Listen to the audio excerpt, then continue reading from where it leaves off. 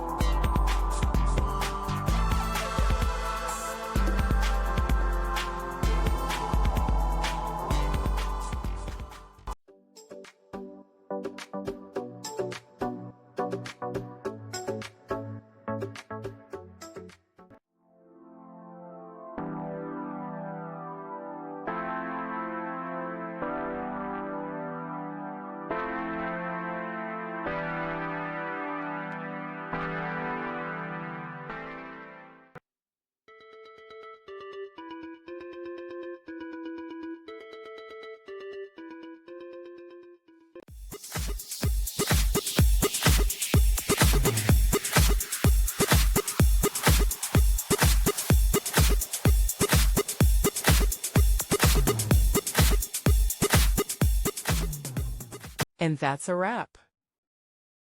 I hope you found the answer you were looking for. If you did, take a second to hit that subscribe button. It really helps out.